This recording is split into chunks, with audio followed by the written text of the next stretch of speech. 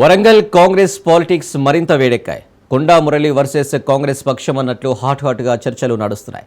కొండా మురళిపై MLC Basavaraju సారే ఆగ్రహం వ్యక్తం చేశారు. క్రమశిక్షణ కమిటీ ముందు కొండా మురళి తప్పుడు సమాచారం ఇచ్చారని ఫైర్ అయ్యారు. క్రమశిక్షణ కమిటీ పైన విశ్వాసం లేని వ్యక్తి కొండా మురళి అని మండిపడ్డారు.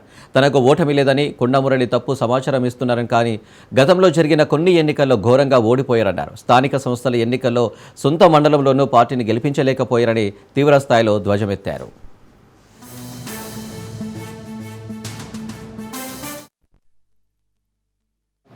వరంగల్ జిల్లా సంబంధించిన ప్రజాప్రతినిధులు జిల్లా నాయకులు ఇచ్చిన వినతి పైన వివరణ మనం కోరడానికి వారికి ప్రోగ్రాస్ నోటు కూడా ఇవ్వడం జరిగింది. అంతేకాదు ఈనాడు కొండమల్లి పార్టీలు మారినట్టు అందరినీ, కానీ ఈ జిల్లాలో అన్ని పార్టీలు మారి వ్యక్తి కొండ దంపతులు చెప్పక తప్పదు. వాళ్ళకి రాజకీయ భిక్ష పెట్టింది టీడీపీ పార్టీ. వారు ఊకే మాకు మళ్ళీ దయాకరం ఉంటాడు. యాకే దయాకర పక్క శిష్యుడే. 35 సంవత్సరాలు ఈ పార్టీ జిల్లాలో కాంగ్రెస్ పార్టీ బ్రతికిచ్చినంటాడు, కాపాడినట్టాడు. ఎప్పుడు పార్టీ ఉన్నాయో టీడీపీ నుంచి కాంగ్రెస్కి వచ్చావా?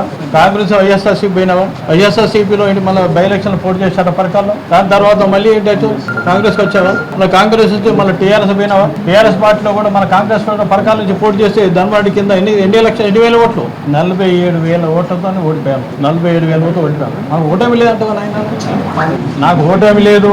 వరంగల్ జిల్లాలో ఉన్న నాయకులంతా నేను గెలిపించిన నా సహకారం ఉంది అంటాం. నీ సహకారం ఎక్కడ నీకే అది బలం లేదు. కొడదరిపేట పక్కన నాగరాజు గెలుపుకు నేనే అంటాడు. దేవుడి పెద్దలు ప్రకాష్ రెడ్డి గారు నేనే గెలిపించిన అంటాడు. ఇక్కడ భూపాలపల్లి సత్య నేను గెలిపించిన అంటాడు. దోనగ్గలు మైబామ్మ ఇంత పెద్ద దేశానికే పెద్ద నాయకులు నువ్వు పార్టీ పెట్టిన ఆయన నీ దమ్ము దయ్యం తెలుస్తుంది. ఎంపీ ఎలక్షన్ లో స్వయంగా మంత్రి ఉంటావు. నీకు వచ్చిన 9,000 7,000 ఓట్లుంటే మైనస్ ఎంత అయింది? ఇంకా ఉమ్మడి వరంగల్ జిల్లాలో అత్యధిక మైనస్ బీజేపీ లీడ్ వచ్చింది. ఒక్క సీట్, అదే సీటు.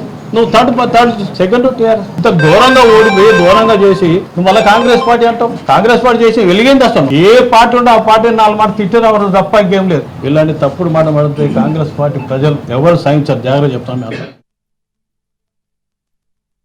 పార్టీ అంతా కూడా క్రమశిక్షణతో ఉంటే కొండమురళి అనేటోడు ఒక్కడుండి అందరినీ కూడా వేలెత్తి చూపడం అనేది ఎంతవరకు సమంజసము అని ఆలోచించినాం. తప్పకుండా ఆలోచించాల్సిన అవసరం వస్తుంది కదా. ఇవాళ సీనియర్ కాంగ్రెస్ 40 సంవత్సరాలు ఏకదాటిగా ఎమ్మెల్యేలుగా ఎంపీగా ఈ రాష్ట్రాన్ని మొత్తం ఏలిన సురేందర్ రెడ్డి గారు, రామసాయం సురేందర్ రెడ్డి గారి గురించి అవాకులు చెవాకులు పేలితే ఎవరు ఊరుకుంటారని అడుగుతున్నాం.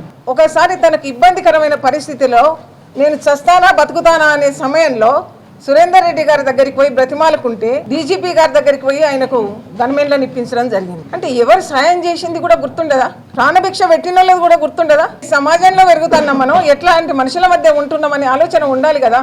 గతంలో చేసి ఇవాళ సురేందర్ రెడ్డి గారిని అంటారు, లేకపోతే వీళ్ళని అంటారు, రేవూరి ప్రకాష్ రెడ్డి గారిని అంటారు. 75 ఏళ్ళు వస్తే మాత్రం రాజకీయం చేయొద్దా? మోడీని అనగలుగుతాడా? నువ్వు ఎందుకు రాజకీయం చేస్తున్నావు, ఇక సరిపోతుందని? ఇలాంటివన్నీ కూడా అవాకులు చెవాకులు పేరడం మంచిది కాదు.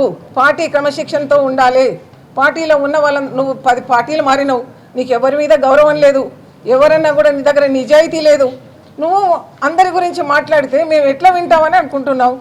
ఇలాంటి పరిస్థితి రాకూడదని మేము మా క్రమశిక్షణ కమిటీకి మేము అందరం కూడా చెప్పడం జరిగింది. వారు 5వ తారీఖు వరకు మాకు ఒక టైం ఇచ్చినారు.